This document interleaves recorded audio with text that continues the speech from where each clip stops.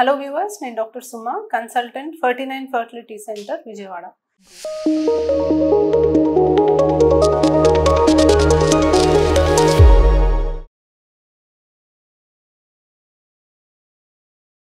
కొంతమందికి ప్రెగ్నెన్సీ ట్యూబ్లో రావడం జరుగుతుంది. ట్యూబ్లో ప్రెగ్నెన్సీ వచ్చినప్పుడు మేడం ట్యూబ్లో నుంచి తీసి అది మీరు గర్భసంచి లోపల పెట్టలేరా అని అడుగుతూ ఉంటారు. సో ట్యూబ్లో ప్రెగ్నెన్సీ వస్తే దాన్ని మనం ఎక్టోపిక్ ప్రెగ్నెన్సీ అని అంటామండి.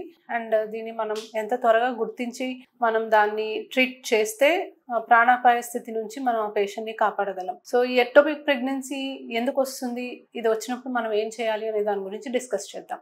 సో నార్మల్గా ప్రెగ్నెన్సీ మనకి ఎగ్ అండ్ స్పర్మ్ కలిసి ఎంబ్రియో ట్యూబ్లో ఫామ్ అయ్యాక ఆ ఎంబ్రియో వచ్చి గర్భసంచిలో అతుక్కున్నాక రావాలి. కొంతమందికి ఎంబ్రియో ట్యూబ్లోనే ఉండిపోతుంది, లేదా గర్భసంచి కాకుండా ఇంకెక్కడైనా కూడా రావచ్చు. కొంతమందికి ఓవరీలో రావచ్చు, కొంతమందికి పెరిటోనియం అంటే పొట్టలో రావచ్చు, అబ్డామినల్ ప్రెగ్నెన్సీ అని అంటాం. కొంతమందికి మరి కిందకి సర్విక్స్లో రావచ్చు, అంటే గర్భసంచి ముఖద్వారంలో ప్రెగ్నెన్సీ రావచ్చు. కొంతమందికి ఇంతకుముందు సిజేరియన్ చేసిన స్కార్ సైట్లో రావచ్చు. గర్భసంచిలో కాకుండా ఇంకెక్కడ ప్రెగ్నెన్సీ వచ్చినా కూడా అది నిలబడదు.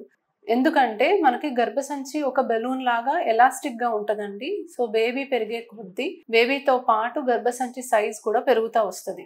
సో ఇలా ఎలాస్టిసిటీ అనేది ఇంకా వేరే ఏ స్ట్రక్చర్లో కూడా ఉండదు. ట్యూబ్లో కూడా కొంతకాలం వరకు ఎంబ్రియో పెరుగుతుంది, but beyond a certain point tube అనేది చీలిపోయి బ్లీడింగ్ అవ్వడం స్టార్ట్ అవుతుంది. సో నార్మల్గా ప్రెగ్నెన్సీ టెస్ట్ పాజిటివ్ వచ్చిన 1 వీక్కి మనము స్కాన్కి రమ్మంటామండి ఎవరినైనా కూడా. సో ఈ స్కాన్లో మనకి గర్భసంచి లోపలే ప్రెగ్నెన్సీ వచ్చిందా లేకపోతే బయట వచ్చిందా అనేది క్లియర్గా తెలిసిపోతుంది. ఒకవేళ గర్భసంచిలో మనకు శాక్ కనిపించట్లేదు, ప్రెగ్నెన్సీ ఎక్కడా కనిపించట్లేదు, పక్కన కూడా ఎక్కడా కనిపించట్లేదు అంటే బీటా హెచ్సిజీ అనే హార్మోన్ టెస్ట్ చేస్తాం. బీటా హెచ్సిజీ లెవెల్స్ 1500 కన్నా ఎక్కువ ఉంటే మనకి ఖచ్చితంగా శాక్ అనేది కనిపించాలి. గర్భసంచి లోపల శాక్ లేదు అండ్ బీటా హెచ్సిజీ 1500 దాటింది అన్నప్పుడు మనకి ఎక్కడన్నా వేరే చోట ఎక్టోపిక్ ప్రెగ్నెన్సీ వచ్చే ఛాన్సెస్ చాలా ఎక్కువ ఉంటుంది. సో వీళ్ళని ఫాలో అప్ చేస్తామండి, రిపీట్ బీటా హెచ్సిజీ చేస్తాము.